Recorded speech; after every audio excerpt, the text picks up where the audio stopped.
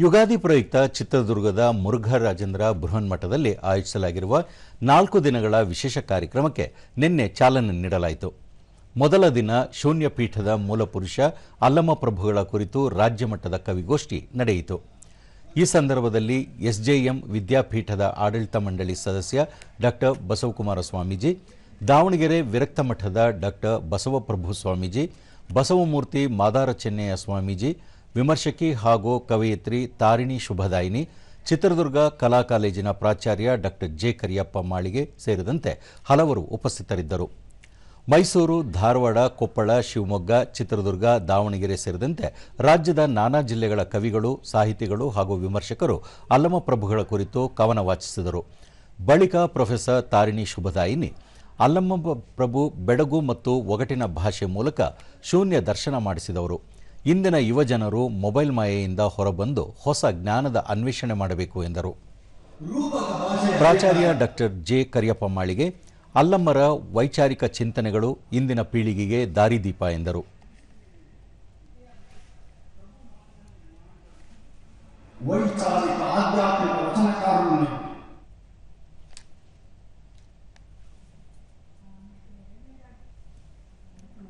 ಶ್ರೀಮಠದ ವಿಶೇಷವಾದ ಕವಿಗೋಷ್ಠಿ ಅಂತ ನನಗೆ ಕೆಲವು ಕವಿತೆಗಳನ್ನು ಆಯ್ಕೆ ಮಾಡಿಕೊಡಿ ಅಂತ ಹೇಳಿ ಸುಮಾರು 100 ಕವಿತೆಗಳನ್ನು ಕಳಿಸ್ಕೊಟ್ಟಿದ್ರು.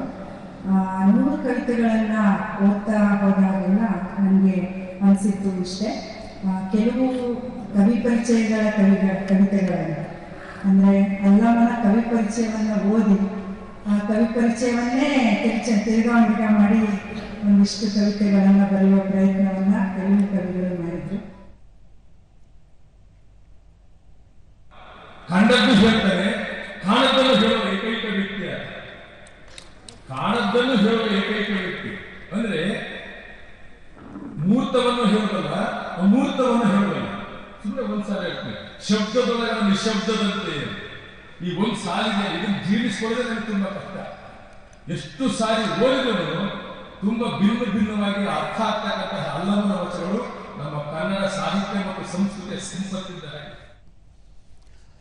ಡಾ ಬಸವಕುಮಾರ ಸ್ವಾಮೀಜಿ ಅಲ್ಲಮ್ಮರ ಒಳನೋಟ ತಿಳಿಯಲು ವಚನ ಸಾಹಿತ್ಯದ ಆಳವಾದ ಅಧ್ಯಯನ ಅಗತ್ಯ ಎಂದರು. 8 ಜನ ಅನುಭಾವಿಗಳ ಜೊತೆಗೆ ಸಿದ್ಧ ಮಾಡಿರುವಂತ ವಚನ ನಿರ್ವಚನ ಅನ್ನುವಂಥ ಒಂದು ಮಹಾನ್ ಗ್ರಂಥ. ಸಾಮಾನ್ಯವಾಗಿ ಕೆಲವರು ಗಮನಿಸಿರ್ಬೋದು, ವಚನ ನಿರ್ವಚನ ಅಂತ ಹೇಳಿ ಅಲ್ಲಮ ಪ್ರಭುದೇವರ ಬೆಳಗಿನ ವಚನಗಳನ್ನ